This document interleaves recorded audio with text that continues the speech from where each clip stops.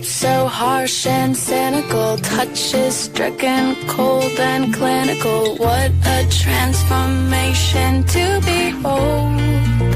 But I don't like this new, I want the old. It's not the words that make it fun. We've said such things before to rival them, but it's how you say them now that's changed. Cold but sympathetic all the same. Like to convince me that I'll be better, so you go on and I'll be happier. I'll be happier. You go on, yeah, you go on. You be gone and I'll be happier. Shoot me with your... Y es difícil que compartamos el mismo uso horario. Que compartamos la misma mesa es complicado, ¿eh? Sí, ya teníamos ganas, ¿eh? ¿Verdad? Pero Estupiñán, que es químico, bioquímico, conduce en la 2 El Cazador de Cerebros, reside a veces en Argentina. No se acuerda ni él. El alquiler lo pago en Argentina, eso sí. Javier San Pedro es doctor en genética, biología molecular, colabora con El País. Tú estarás de paso, Pera, supongo, ¿no? Sí, para grabar El Cazador de Cerebros, un par de semanitas aquí y vuelta para allá. Tenemos que hablar un día de la ciencia de los viajes, ¿no? De cómo nos afecta, no solamente físicamente a nuestro estado de salud, sino seguramente al cerebro. No estoy insinuando nada, ¿eh? ¿Me podéis entrevistar a mí? Sí, pero si tú solo vas a Extremadura a comer. Bueno, pero cuando me paso de la raya y me voy a México... Sí, ¿has notado algo al regresar? Sí, paso mal, duermo a malas horas, pierdo la voz, en fin... Tienes hambre... Bueno, eso no es ninguna novedad. Oye, estaba pensando, Javier, una cosa que me contaba Pera antes de que llegaras, y es que hay que tener cuidado, siempre hay que tener cuidado con lo que decimos por la radio, porque siempre hay que recordar que hay mucha gente escuchando, y hay que tener cuidado también en dejar claro lo que queremos dejar claro, porque si no la gente puede hacer asociaciones que conducen a error. En esto se basa, de hecho, la manipulación, pero a veces es involuntaria, como en este caso. Sí. Hablamos hace como 3 o 4 semanas del transhumanismo y comentamos que es una tendencia filosófica que habla de envejecimiento de la vida, de la gente, y que hay gente que dice que llegaremos a vivir 1000 años, pero que nosotros dejamos claro que no es realista. Pero después me acuerdo que hablaba con alguien del equipo que decía, mi madre te escuchó en la radio diciendo que viviremos 1000 años. Todos. Claro, y es verdad que te das cuenta que es lo que otras personas intentan hacer este mismo proceso de manera intencional. Claro. Decir, he oído que Obama es musulmán, o he oído que Hillary Clinton tiene un tumor en el cerebro, quizás es mentira, pero lo sueltan. Nosotros dijimos claramente. Una técnica clásica es fulano desmiente que haya metido la mano en la caja B, ¿no? Claro. No tienes que decir más. No tienes que decir más. Claro. Ya has plantado la idea en el cerebro. Y nosotros dijimos, hay gente que dice que viviremos 1000 años, pero esto es una exageración, que no tiene una base científica sólida. Pero lo que algunos oyentes interpretaron es que los científicos están trabajando en llegar a vivir 1000 años. Tenemos que tener cuidado en ese terreno con lo que pasa con el coronavirus, de hecho, porque la gente puede llegar a conclusiones rápidas, se puede atemorizar mucho a la población. Alguien decía que los rumores viajan mucho más rápido que los virus, ¿no? En este caso es verdad que la Organización Mundial de la Salud ha declarado que el coronavirus es el enemigo público número 1 del mundo. Yo no sé vosotros, que viajáis mucho y que observáis además este tipo de fenómenos, si tenéis un particular temor en este terreno. La verdad, yo viajé el jueves pasado, de la semana pasada, y las mascarillas, bueno, estaban haciendo allí su agosto, todo el personal del aeropuerto Benito Juárez en Ciudad de México iba con mascarillas, cuando no hay ningún caso en México. Yo a nivel individual no tengo miedo, y con el coronavirus de ahora, pues de momento tampoco, pero sí que creo que a veces por Twitter se ha visto un movimiento, yo creo, un poco superficial de decir, oye, la gripe convencional fallecen más personas de gripe convencional que del coronavirus. Bueno, sí es cierto, pero si hacemos caso a lo que dicen los virólogos, el riesgo de que en algún momento, sea este virus o sea otro, realmente se expanda a una velocidad grande y sea más letal que otros virus, yo creo que sí que el principio de precaución es importante. Que eso lleve a un pánico, no. Hay un libro fantástico que creo que va a salir ahora también en castellano, de Bill Bryson, que se llama El Cuerpo. No sé si tiene la referencia. Conocía otro de Bill Bryson que estaba muy bien, que era la historia de... La breve historia de casi todo. Sí, de casi todo. Pues en este libro él hace un repaso un poco de la medicina moderna y ahí da un dato interesantísimo. Yo no sé si, Javier, tú lo habías escuchado alguna vez, que se hizo un experimento colocando el virus de la gripe en el pomo de una puerta de un edificio de oficinas, y 4 horas después el 60% de los trabajadores estaban infectados. Es tremendo, la gripe da miedo. Y por fortuna es una enfermedad bastante leve, aún así mata 250.000 de personas, o a 500.000 de personas, según algunas estimaciones, al año, ¿no? Oye, hablando de desinformación, hay otra cosa que quería comentar con vosotros, porque además recuerda a unas palabras lamentables que escuchamos no hace mucho de una política madrileña. ¿Os acordáis? Cuando decía que la contaminación no ha matado a nadie. ¿Qué es eso de la contaminación, no? Sí. Esta semana un grupo de la Universidad de Ohio, en Estados Unidos, ha demostrado que las cenizas de la revolución industrial llegaron hasta el Himalaya. En los bloques de hielo del glaciar, que está a 7.500 kilómetros de Manchester, han encontrado metales procedentes del carbón de las fábricas y de los ferrocarriles. Y como el hielo funciona como una tabla de registro de la actividad humana en la Tierra, pues ahí está la prueba, ¿no? Sí. Bueno, han encontrado este tipo de materiales, han encontrado restos de cenizas volcánicas, incluso de periodos de deforestación. O sea, realmente el hielo se va depositando poco a poco y va asumiendo los materiales que hay en ese momento en la atmósfera, y es un registro fascinante del pasado. Y yo estuve la semana pasada en Ushuaia con científicos que están del CSIC en el Hespérides, y utilizan también en la Antártida estos casquetes de hielo. Encontraron una semilla de baobab, por ejemplo. ¿Y eso significa? Eso significa que en el pasado la Antártica tenía un clima muy diverso. Es verdad que había una deriva continental. Para estudiar la historia geológica de la Antártica van viendo en el hielo que había en esos momentos. Es decir, es fascinante.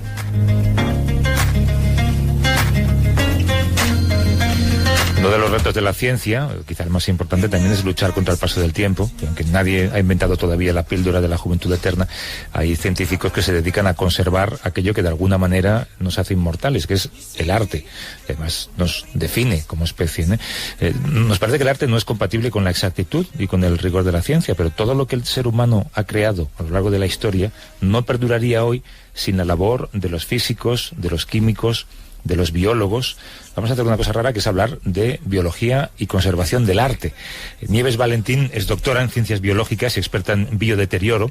Ha trabajado durante 40 años en el Instituto del Patrimonio Cultural de España, ayudando a restaurar y a conservar todo tipo de obras de arte. ¿Cómo estás, Nieves? Buenos días. Muchas gracias. Se te hace raro estar aquí, ¿verdad? Sí, un poco sí, sorprendente, pero encantada y feliz. Claro, me decía antes que era oyente del programa, te estaba mirando, pero mientras hablabas con una atención, ¿sí? Claro. Como quien mira un aparato de radio. Qué bueno. Y ahora vamos a intercambiar papeles, porque yo tengo muchas ganas de escucharla. Fascinante. Y además veo algunos puntos de conexión con los temas que hemos estudiado también. Ah, sí, en la conversación que hemos tenido. En la conversación que hemos tenido, claro. Como por ejemplo, la contaminación en las momias. Hablábamos antes de momias. Momias es un campo que yo adoro porque me he dedicado a él mucho tiempo, y concretamente a todo lo que nos aportan después de muchos años de haber muerto, y que han llegado hasta nosotros, dándonos ahora la posibilidad de descubrir muchísimas cosas de su vida, de su entorno, y de alguna forma nos están comunicando todo lo que han tenido a su alcance, y luego también cómo lo han preservado para que duren miles de años en llegar hasta nosotros. Pero es una especie de retazo de una época, no solamente un producto de una época, ¿no? Efectivamente. ¿Qué puede hacer una microbióloga como tú por el patrimonio cultural de un país?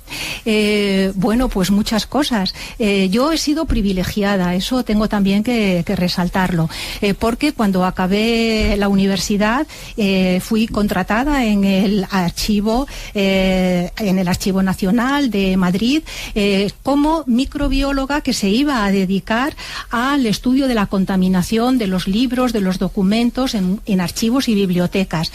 Aquello fue fascinante y tuve la oportunidad de especializarme en ello, y no solamente eso, sino también de crear el primer laboratorio científico dedicado al biodeterioro de bienes culturales. En principio fue a archivos y bibliotecas, y luego ya más tarde ya también a museos, generalmente material orgánico, aunque después de 40 años he tocado ya todos los palillos, y no solamente el análisis científico, sino también las líneas de investigación multidisciplinares que han dado origen también a métodos actuales de preservación y de conservación a largo plazo de esas obras. Hablabas de tocar, cuando vas a un museo siempre ves el cartel de no tocar en las obras de arte. Esa mano humana que puede tocar es lo que más puede poner en peligro esa obra de arte. Bueno, sí, por supuesto, pero lo más ahora mismo peligroso puede ser el número de visitantes que acceden a diferentes exposiciones, y que eso debe de regularse porque puede ser uno de los mayores problemas, no solamente en que el riesgo también de que puedan tocar si no hay alarmas, pero también sobre todo por el aporte de CO2, claro, por el aporte también de humedad, temperatura, que modifica las condiciones ambientales. Y yo no sé, el otro día alguien comentaba, o leí en algún sitio, que en el Louvre, en la Gioconda, siempre ha habido una larga cola para ver, pero ahora es una larga cola de gente con un teléfono para hacerse un selfie con la Gioconda detrás. Supongo que también con flashes, con teléfonos con flash. Me imagino que eso también tiene que ser claro, muy dañino, eso por supuesto está prohibido en gran parte de los museos. Sí, pero prohíbeselo a no sé, 10.000, 20.000 personas al día, ¿no? Claro, eso es, y además es que se filma. Entonces ahora ha cambiado un poco la cultura. Ahora es el consumir y la inmediatez. Entonces se está llevando también a la idea de reproducir esas obras emblemáticas que no pueden resistir esas avalanchas de público, y hacer pues exposiciones que pueden ser 3D, como la que ha sido ahora recientemente de Van Gogh. Sin un solo cuadro. Sin un solo cuadro, donde tú a través de la música y de las proyecciones te metes en el cuadro y en la vida de Van Gogh. Pero los museógrafos siempre han dicho que a la gente le gusta ver el objeto real, ¿no? Que no claro, quieren ver una réplica. Claro, ahí está. Eso es una... Eso es muy importante, y yo me lo he planteado mucho, porque muchas veces dicen, bueno, la réplica la puedes tocar, la réplica la puedes disfrutar más, la puedes fotografiar, pero a veces también es el entorno. Pues por ejemplo, Altamira no solamente es la emoción de estar ahí, sino también es que el olor, la humedad que tú tienes cuando entras en la cueva y ves las pinturas rupestres, esa emoción no la tienes cuando entras en la réplica. Claro. Pero claro, en el caso de Altamira está claro que no podría soportar esa avalancha, ¿no? Peligroso para las obras, sobre todo aquellas que no están en vitrina. Incluso las que están en vitrina modifican las condiciones ambientales. ¿Y el flash de una cámara que has comentado antes, cómo le afecta? Por el ultravioleta, claro. Entonces ahora ya casi no nos preocupa tanto, porque con móvil tú desconectas el flash y puedes hacer fotos muy buenas. ¿Las obras de arte hay que desinfectarlas? Bueno, depende del problema que tengan. Precisamente en el Instituto del Patrimonio Cultural de España, cuando llega una obra que tiene una alta contaminación microbiológica, colonias, además es que visualmente muchas veces se pueden observar sin necesidad de microscopio. Hongos o también insectos. Tú estás viendo las larvas que están saliendo del marco o de la obra, de los libros. Entonces, en ese caso, claro que hay que proceder a un tratamiento que sea respetuoso, que sea no tóxico, que sea seguro para las personas que luego van a manipularlos, porque los pesticidas, en eso estamos trabajando mucho, o los biocidas, lo que en general lo que ocurre es que lo absorben en los objetos y luego lo emiten. Entonces, por eso trabajamos con sistemas respetuosos respetuosos con el medio ambiente, respetuosos con la salud de las personas, como son las atmósferas de anoxia. Eliminamos el oxígeno para que al no haber oxígeno los insectos puedan morir. Y en el caso de los microorganismos lo que hacemos es jugar con la humedad también, porque al bajar la humedad inhibimos la reproducción, y los anaerobios no nos preocupan porque necesitan humedades muy altas. Entonces sí que desinfectamos, procuramos no utilizar biocidas. Ahora estamos también trabajando con extractos naturales de plantas, porque es más sostenible, es más biológico, es más ecológico. Como mi jarabe de la tos, ahora me lo dan de plantas. Exacto. Yo prefiero productos con fuerza industrial. Claro. Pero por otra razón. Entonces sí que se desinfectan. Intentamos no esterilizar, porque para eso lo que hacemos es jugar con el medio ambiente. Con el medio ambiente lo que hacemos es que primero bajar la contaminación biológica y luego ya trabajar con una atmósfera que sea adecuada para que aquello no vuelva a prosperar. Y de hecho en esta narrativa que estás contando, creo que hay un punto de inflexión, supongo que en tu carrera también, que es la aparición del aire acondicionado, ¿no? Bueno, eso ha sido tremendo. He comentado con muchos compañeros que precisamente las obras que llegaban a nosotros eran obras magníficas, porque estaban hechas primero con mucho amor, con mucho cariño, ancestralmente, con mucho cuidado, con los mejores materiales, los mejores pergaminos, el mejor papel, con algodón puro, fibras de algodón puro. Ahora tenemos ligninas mezcladas, y también los monjes ya en el siglo XII, XIII, o el mismo archivo también de Simancas, ya en la época de Felipe II intentaban que las obras se colocaran, los documentos, en sitios bien ventilados, naturalmente bien ventilados. Incluso colocaban lo que llamaban gateras, que era sitios donde se acomodaban los gatos para evitar que llegaran las ratas. Entonces todo eso hacía que llegara a nosotros con problemas. Pero ¿qué sucede ahora? Que el aire acondicionado se monta, y bueno, puedes tener un presupuesto estupendo que te dan aire acondicionado, tú lo montas, pero luego en algunos archivos, bibliotecas sobre todo, o algunos museos no tienen presupuesto para poder mantener el aire acondicionado trabajando siempre. Cambiar el filtro, para atender, claro, el mantenimiento. Vale. Es una cosa es el mantenimiento y otra cosa es que la factura de la luz. Pero incluso la gente que tiene obras de arte en casa, que quizás no serán tan valiosas, pero para ellos sí, claro, que quizás no son conscientes de cómo conservar ese cuadro que tenían sus abuelos, o ese cuadro que han comprado y vale un dinero. Claro, en las casas, fíjate, casi me preocupa menos, porque normalmente en las casas hay un mantenimiento, la gente generalmente trata de tener y no hay un Goya. La sala bien limpia y ventilada. El mayor problema que tenemos para el biodeterioro es la humedad y la falta de ventilación. Entonces el aire acondicionado generalmente en sitios que no tienen muchos recursos lo desconectan. Y luego cuando se estropea necesita un mantenimiento, necesita personal que le cambie los filtros, y ese es el riesgo que nos ha complicado. Y en el caso del arte contemporáneo, que usa productos raros para crear arte, claro, eso os presentará muchas dificultades también, claro, ¿no? Igual hay productos tóxicos incluso en un cuadro. Exacto, sí, muchas veces están utilizando materiales que son muy difíciles de analizar, y desde el punto de vista de biodeterioro muchas veces son muy sensibles a la contaminación microbiológica y a los insectos, y muchas veces en el arte contemporáneo se utilizan los mismos agentes biológicos como parte de la obra de arte. Entonces ahora hay un movimiento muy conocido en Estados Unidos y ya se está también trasladando en Europa, que son los bioartistas o el bioarte, que es una colaboración entre los biólogos moleculares, biología molecular, y el artista. Estos podrían exponer una colección de placas Petri con bacterias, ¿no? Bueno, de hecho el primer bioartista así que me viene a la mente fue Fleming.